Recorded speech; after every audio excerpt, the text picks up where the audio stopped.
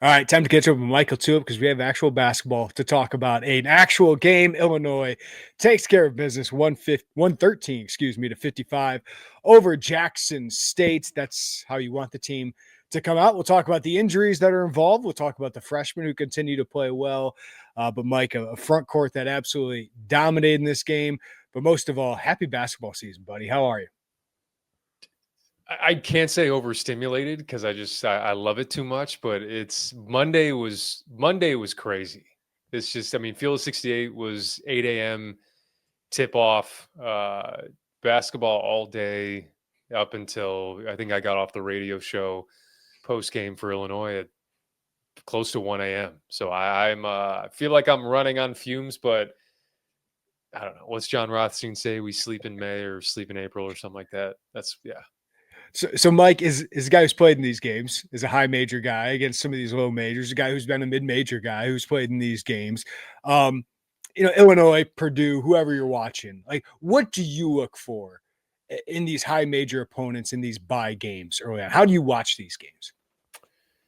It's a good question because I think people act like you can't take anything from it, but to me, I look at really the defense for sure, but the rebounding and how you win the margins in these type of games, because that's ultimately how you blow the thing open. Outside shooting is great, and it can build you a lead, but you sustain that lead and run a team out of the gym when you can dominate in those other facets of the game, which I thought Illinois did. Right? Just the disparity on the glass, it was jarring while you were watching it when it was 14-1 and 21-3 or whatever it ended up being, and then to finish I think 61-19, and and I know Jackson State again. I mean, it's not like this was a SWAC team that has a bunch of guys that were like okay varsity high school play. I mean, they had a McDonald's All-American out there. They had the SWAC preseason player of the year. It's not like they had complete scrubs out there. So to perform the way you did defensively and to really only give up 9 shots at the rim the entire game was pretty impressive. 14% of their shots they gave up were at the rim. I think the national average is like 37.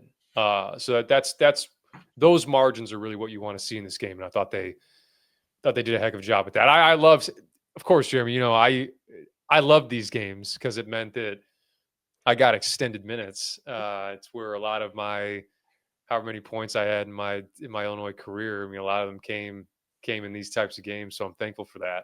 What'd you see out of Blake Figbemi and AJ Red then? Break it down. Yeah, I just, it's funny. It reminds me a lot. My freshman year, when I was probably 8th or 9th in the rotation and was playing in the first half like Blake did in those first few games of the year.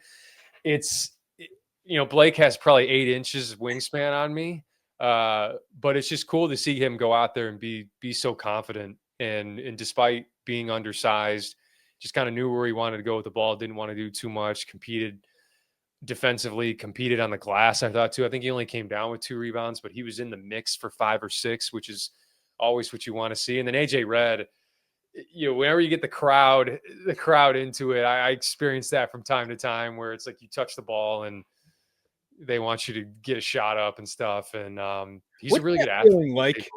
What's that feeling like? What are the emotions? I personally, like, I was appreciative of it. I didn't always love it because you didn't want to, almost like I didn't want to be that guy. I just really looked like that guy, which probably didn't help me. I wanted to play a lot of minutes. And so, yeah, I mean, it's always cool. I remember we played American, in one of our games, and Jalen Tate had the ball up top and I was on the wing, and I was having a full blown conversation with when the Orange Crush was courtside. And so I'm talking to these Crush members and I'm like, I'm about to hit a 3 here. I'm about to hit a 3. And yeah, I'm just like, messing around at the end of the game. And they're like, oh, okay.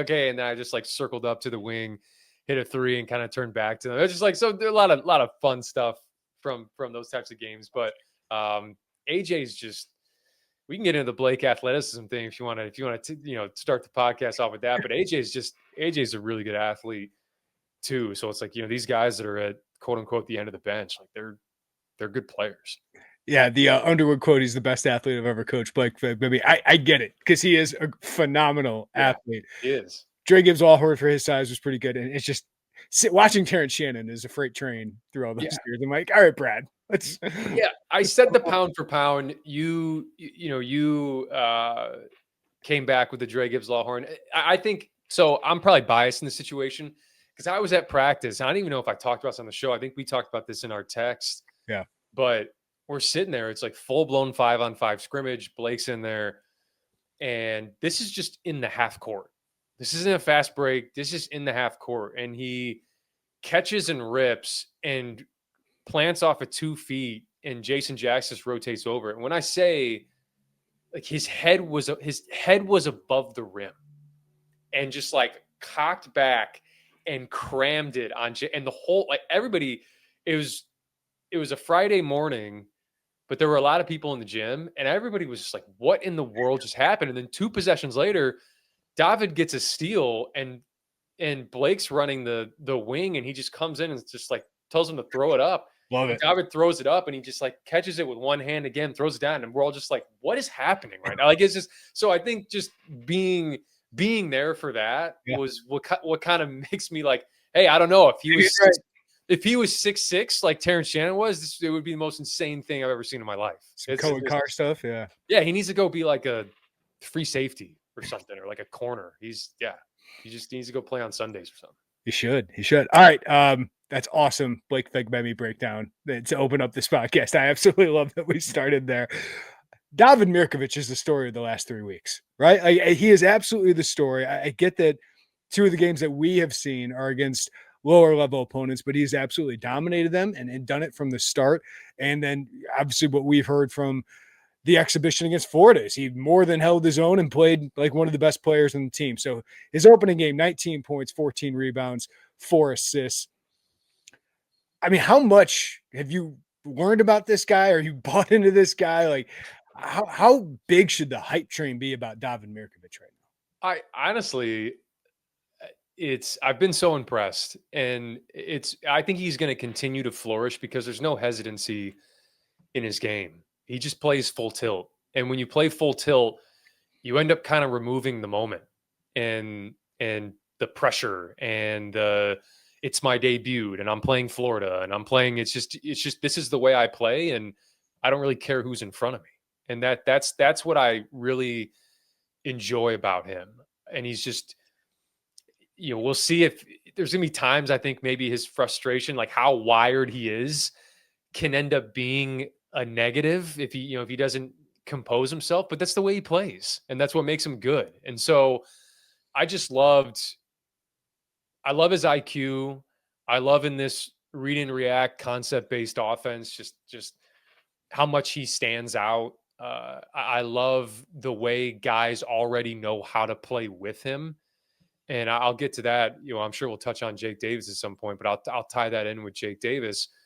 But I think when you look at the trajectory for him, someone this strong and powerful at the 4 spot, that spot particular, I mean, how much is that spot almost eluded, been elusive a little bit for Illinois over the years? 1 year of Quincy Guerrier, and that was consistent, right? Like that was like the best you felt about that position. And it made all the difference because he was a guy that could space the floor and he was a really high level rebounder, and it ties a lot of your personnel together. You hear me talk about that all the time. And there's a play in the game. I know he had the underhand top spin throw down the court and stuff, but just all the little stuff where he's just always pointing and talking and looking. And he just had like a really simple play in the first half where Jackson State had a transition opportunity. And he just runs down the floor. He checks and surveys behind him and sees that his guy is probably, 7-8 feet trailing him. And he immediately darts over to the gap next to Kylin to just show and build a wall and then get out of there.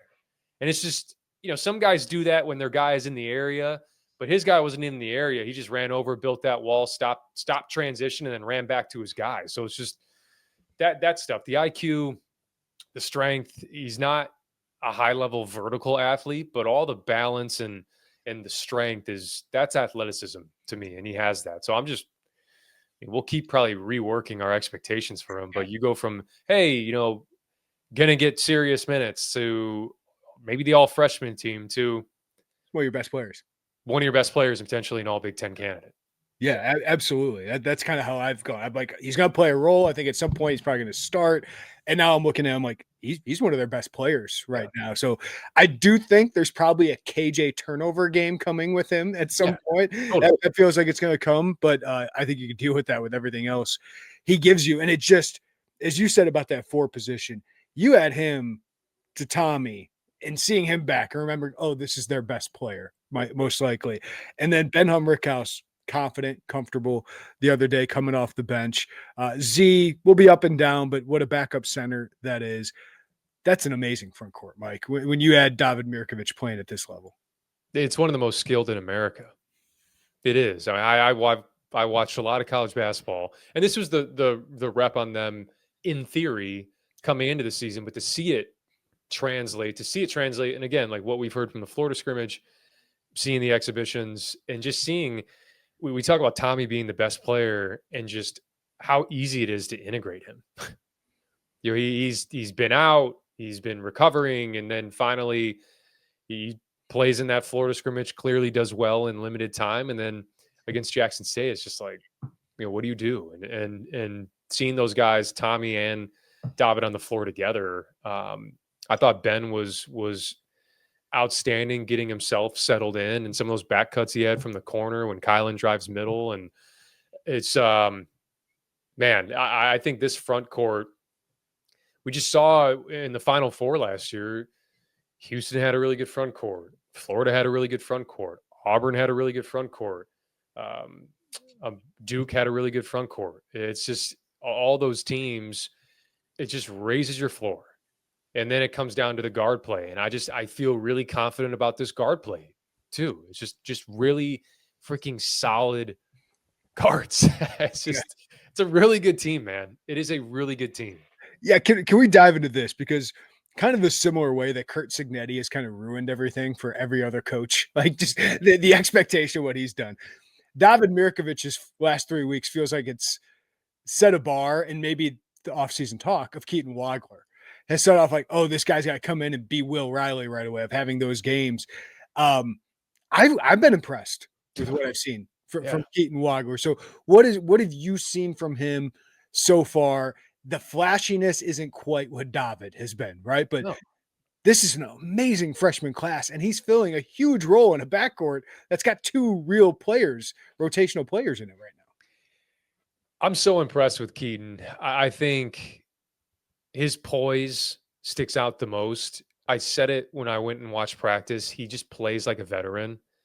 He gets to his spots, and you could look in the first half, and I saw some people talking about like, quiet first half for Keaton Wagler, or, not very involved. Keaton's always involved, because whether he's on ball or not, his spacing, his shooting ability, it is for real. And that is just the best pure looking shot that's on the team.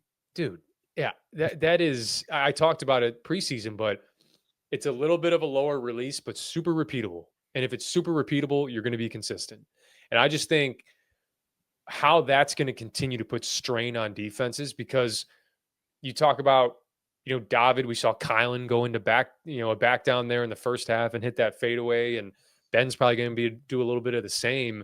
And just to have a guy like Keaton on the same side as you as a shooter, regardless of just his ability to handle the ball and do a really solid job doing that, setting the table, getting into offense. He's so slippery getting downhill. Getting to the free throw line 10 times is huge. I mean, again, I know it's Jackson State, but he's not lightning quick, but he just gets there. He just finds a way to get there. And I think that's such an important trait to have. And defensively, I think he's got such good hands. He got into gaps a ton in that first half, poked balls away. A couple guys got steals that probably should have gone to Keaton because he was the one that jarred the ball free. And he just has he fights over the top of screens. He gets those rear view contests that we see in drop. He's a really good player. Like he's just a really good player. Yeah, and it's like I feel like the highs aren't going to be KJ or Will high. No, I'm telling you, they won't be. Is going to be Yes. like the value of keeping. Yes, that is the value. That's the reason he was under recruited, because he's not going to have those games like Will had last year where it's like 31 in the opener. Oh my gosh, he's a lottery pick. He's this, he's that. But you're going to play in big time games this year and be really thankful that you have a guy like that next to Kylin Boswell to be a dependable handler and to break pressure and to be, add to their positional size. It's just, yeah, I'm really impressed. And then, the conversation I'm sure eventually will shift to how you integrate some of these other pieces. But right now they have a really steady flow. And I think the offense as a whole, and I'll say post Kofi, because Kofi, those offenses when Kofi was there, you knew what you wanted to do. I mean, if Kofi wasn't setting a high ball screen and diving to the rim, it was 4 out, 1 in, playing around him. This is as advanced and as far along and in their progression as I've seen on November 5th compared to the last 3 years of this offense. And a lot of that's because it's concept based. It's read and react. And when you have high level processors like they have, that just speeds up that process. So just really impressed there, and I'm excited to see them continue to build on that Friday. And then obviously when Texas Tech comes to town, we'll see how healthy both these teams are when that happens. But just a lot of really good things to build upon in the early going here this season. The long-awaited return of Illinois basketball is officially over, with both the Illini men's and women's basketball teams returning to action in State Farm Center this week. Be sure to gear up to support your Fighting Illini basketball teams this year with the official fan store of the Fighting Illini, Game Day Spirit. They're the one-stop shop for Fighting Illini merchandise in Champaign and have something for every Illini basketball fan. From the brand new Illinois basketball t-shirts and sweatshirts to Final Four merchandise from the Flying Illini and famous 0405 team, they've got something for you. And with all the newcomers on both the men's and women's teams, be sure to check out their selection of men's and women's Nike NIL jerseys and support your favorite player. You can visit them in Campustown at the corner of 6th and Green, or in Champaign right next to State Farm Center at the corner of Neal and Kirby. Or if you're at the game, check out their 4 merchandise stands around State Farm Center. For our audience not local to CU, you can shop with them 24/7 at GameDaySpirit.com. Be sure to follow them on social media at GameDaySpirit to see all their new arrivals this basketball season. Also, mark your calendars for the return of their famous stadium sale on Saturday, December 6th from 9 to 1. Game Day Spirit, where Illini fans shop. I want to ask you about Kylin and the defensive end here in a second, but Jake Davis, you mentioned him, started this game with Andrej Stojakovic out. He's proven himself as a rotational player in the Big Ten the last year or so. So what can he be for this team? Because this guy we don't talk about a lot. He can be Jacob Grandison. Yeah. That's just, he's becoming more and more like Grandison. And if you remember in 2020, 2021, in Jake's first year, the first 3 weeks of December, Illinois went 2-3. And in those games, Grandison played 2, 1, 5, 4 in 3 minutes. I think people forget just because of how much of a key part of their success he was at the end of the year. It did not start off great out of the gates in terms of just his production, his playing time. But when they hit their stride and won 15 of 16 games to close the year, he was a 20-minute-a-game guy for all the same reasons that you value Jake Davis. He's a quick processor. He's a connective piece. He can stretch the floor. He competes defensively. He competes on the glass. That's just, I don't care who you are, where you're playing, that gets you on the floor. And then, add to it that he's 6'5", 6'6", and just has good size like the rest of these guys. That dude's going to find time. So I just, there was a play in the exhibition game that I think speaks to his processing ability beyond just what we thought coming from Mercer, where it's like, hey, space the floor, come off screens, knock down shots.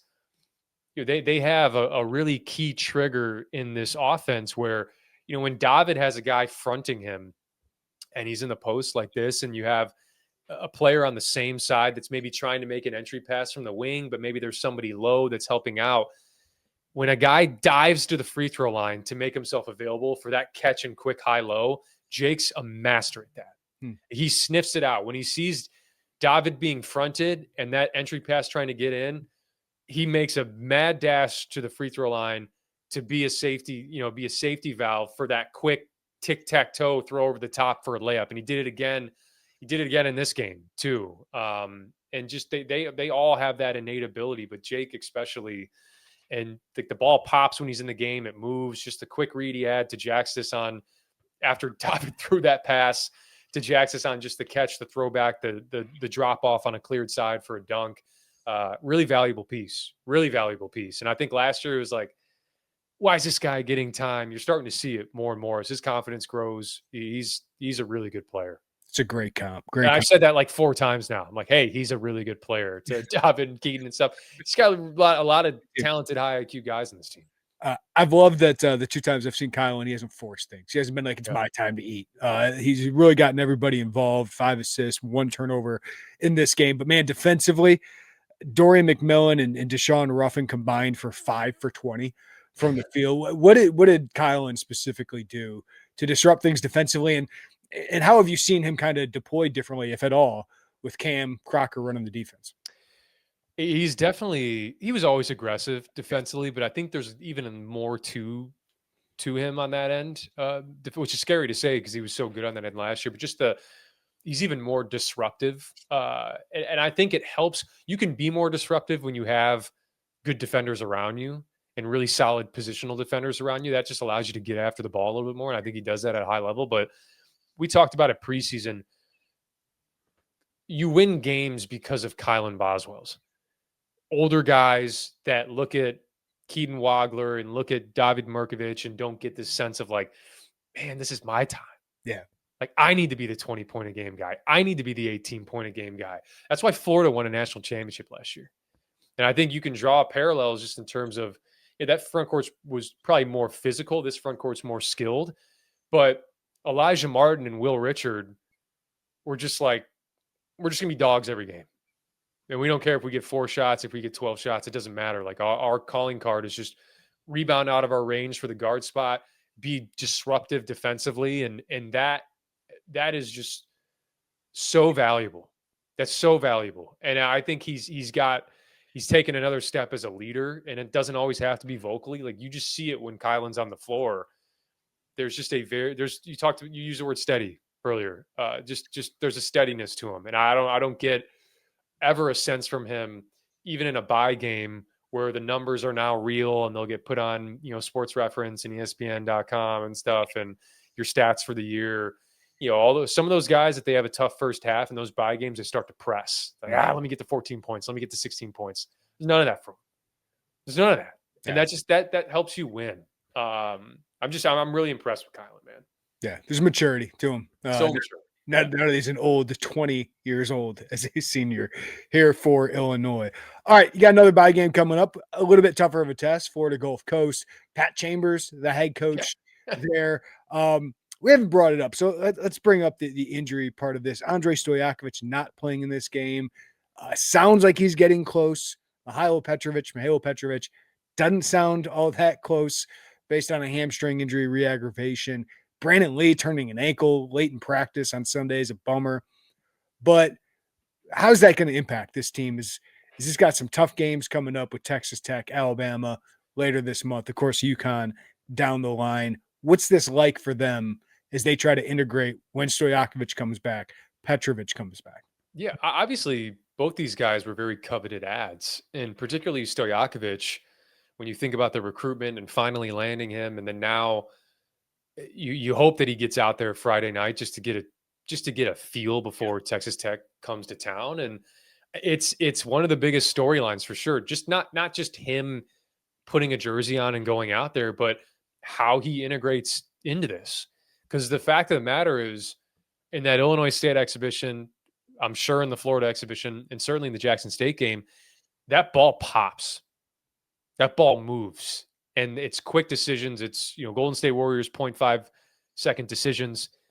And that's not been his game. No, it hasn't. He has been an offensive hub at Cal. He was an offensive hub at Stanford where things kind of flow through him. And he can get a lot of his confidence through just the usage and stuff. And if that doesn't happen, can you still be effective? And I think he's a great kid. So that is going to help him assimilate better and integrate himself better. Cause I think he's just it could be clunky out of the gates, just trying to work him in, because he's a really important piece and he's a piece that's used to having the ball in his hands constantly. But being out of practice for almost like 2 months, I think he was, and now I know he's getting back into it, but big piece to get back in there. And can he fight the temptation of, like, when you're a high level scorer like that, let's say he has 2 points in the first half against Florida Gulf Coast. Can you continue to trust that through this free flowing offense and concept based offense, that the touches, they're just going to find you? Yep. If you make yourself available, if there's a middle drive and you're back cutting from the corner, and if you're running in transition, that's how you're going to get a lot of your looks. Because this is a very, I don't want to say like equal opportunity, but the ball is going to move in this offense, and there's too many good players for you to be like, here's our one guy we play through. Those teams are easy to guard.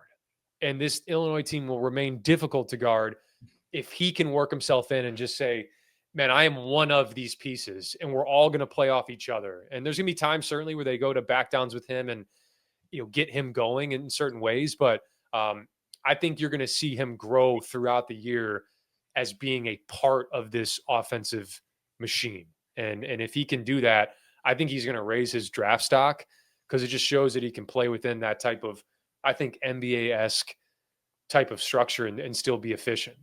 I think you're right in saying that he's got to be patient for that. But I think also us as observers, fans, media, everything, we have to be patient. And that's why I always go back to Matthew Meyer didn't look right first month. That took a while for him to get ingratiated. Alfonso Plummer's first 4 games didn't do anything, right? Like most of these guys, unless you're Terrence Shannon Jr., and even he had some ups and downs, like it's going to take some time for him to figure it out. So if he does have 2 points against Florida Gulf Coast or 6 points against Texas Tech, I'm not sitting there going, oh, this guy, this was the number 1 addition in the transfer portal.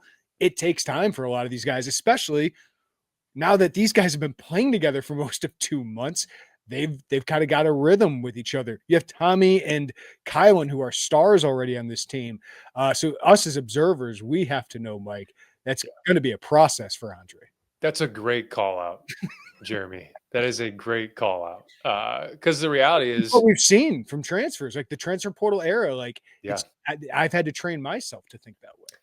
Yeah, because it's not, I've always mentioned it, it's not a video game. It's not Hudson Clement with the football team. We're seeing that with him right now. Right? Like, it's kind of what we're seeing over there. Yeah. And it's just, it's not, this doesn't work in a way that's take his 18 points at Cal and bring them over to Illinois. It's a totally different team structure, a better team.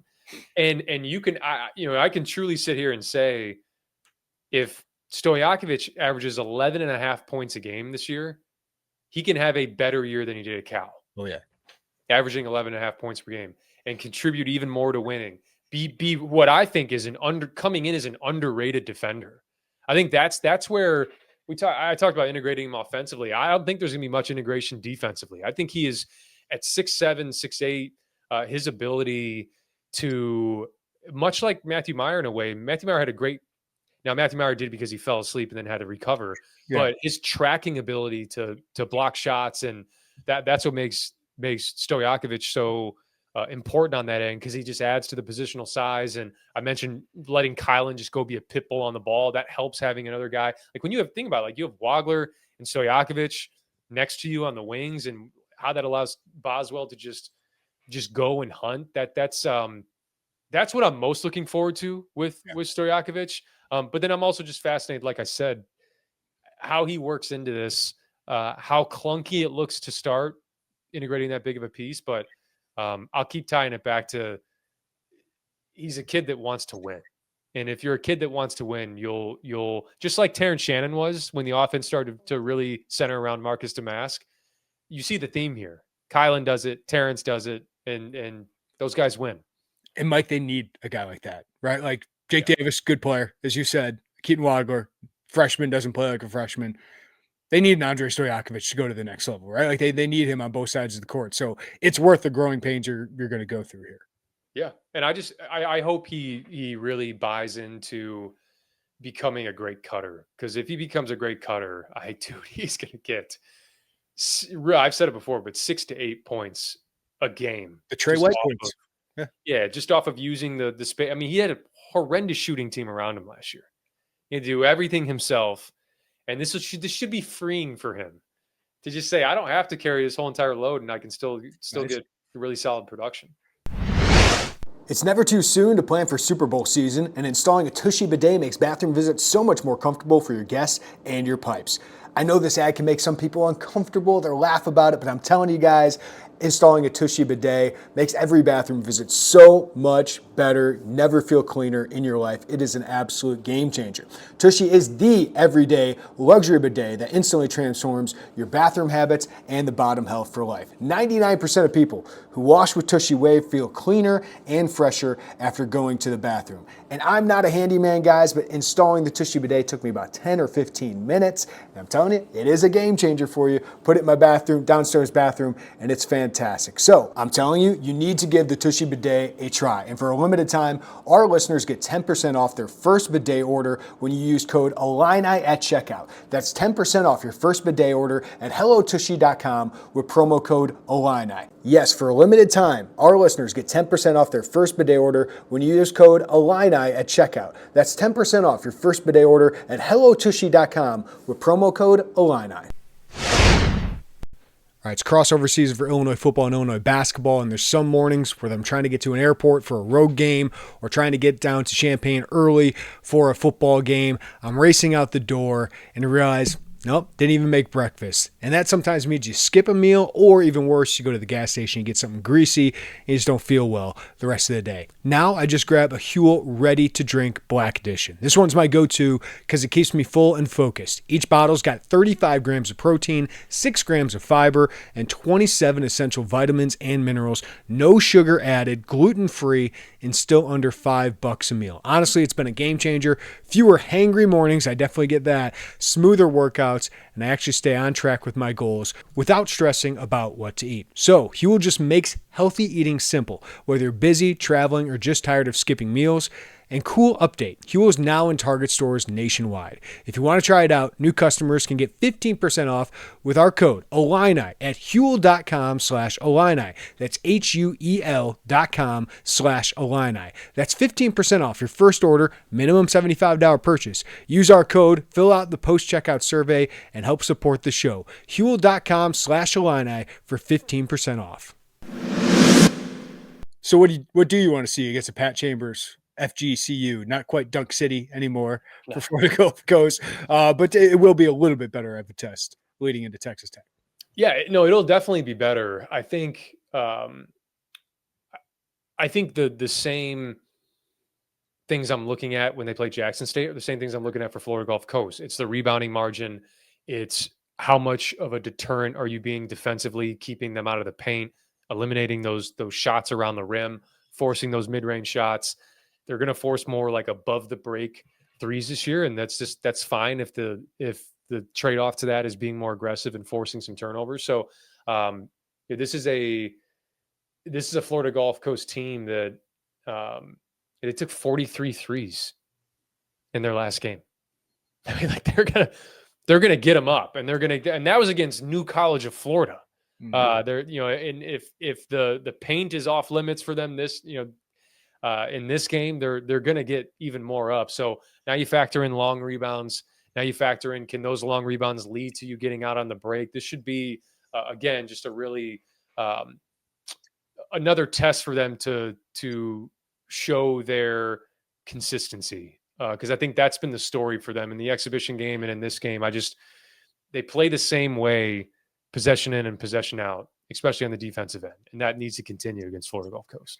Mike, I'm kind of proud of ourselves. We got into this deep, and we didn't talk about Illinois being 1-3 shy of tying a record for the team. It just didn't feel too forced, right? No. At 17 threes. That was the most encouraging thing about it is, quality shots, not going to come as easy against other opponents. But, it didn't feel like a lot of those were forced. It's also a better shooting team. So yeah, we've been saying that all along, but so it is encouraging to see this. It is. And again, I think you want to fight the temptation in these games I mean, Jackson State, that almost turned into open gym at one point. So you want to, you don't want to come in and script the shots you want to shoot. You just want the shots that you shoot to be within a flow. Mhm. And for Jackson State, you really had to there really was no second action. It was just the first action happened and you were able to make a read and then make a play off of it. And that's where a lot of the threes came from. They came in transition. And I just liked that they came within the flow. Like the second a guy had an open three off of maybe an inside out or a paint touch, it went up. And that's the right way to play in these types of games, because you like your rebounding. One, I did think that they were still really good in the paint. But you don't want to overpass in these games. That's what guys can end up doing, is they just start like overpassing, because you can kind of get any shot. So then you start almost aiding the defense because you want to turn down looks because the look is too easy. Just play within a flow. And I thought they did a great job of that. Mike, any final thoughts on Illinois? The first game. I think I continue to be very thankful that we get to break down this team. And I've been thankful the last 5 years, to be honest, being able to do this, because it's just, I can't fathom analyzing a team that doesn't play, this brand of basketball, where it's a very modern brand of basketball. It's a good team. This team in this program has won games at a high level the last 5 years. And I think there's going to be probably national media pundits that are a little bit skeptical on Illinois early because of the roller coaster that they put those pundits on last year. Yeah. Really put us all on last year. Yeah. And so that's natural, but you have a really, really exciting test. You want to move to 2-0 against Florida Gulf Coast, obviously, but Texas Tech is a team that I think is a Final Four team. That's a team that can make a Final Four. And so what better litmus test and barometer for you to have a team like that come into your house and potentially go and get a win. And I think wake up a lot of people in college basketball, and you're going to have opportunities for it, because this non-conference slate is insane. And we've seen each one of these teams, the preseason, you look at, Alabama looks good. UConn is very good. Tennessee is very good. So no shortage of tests. And I think the athleticism and the defense, I mean, that's what everybody always kind of comes back with. And it's like, well, when you have great size, that mitigates that lack of athleticism. Like, this team isn't small. No, that's the thing. And in that gives you a really high floor and presents mismatches night in and night out. So I'm excited for this team to continue to push forward, because it's just Jeremy, it's a fun brand of basketball. Yeah. And when you have high IQ players with great feel like this, that can step out, that can shoot it, that move the ball, that play for each other, that's the basketball that I love analyzing and breaking down. So I'm excited to see it continue to grow. Great point. It's fun, smart basketball. There's NBA talent on this roster too. Yep. And it's an older team as well. It's sneaking up on me. So I almost failed to ask you before we get out of here, Mike. Texas Tech is coming in Tuesday. Probably talk to you after that. Yeah. What do you think of that matchup? Like, it's coming here way quicker than even I thought. I'm looking at Kylin Boswell. I'm looking at Tommy and these returners. You look at JT Toppin, who's a preseason first team All-American. Can you stop him in the paint?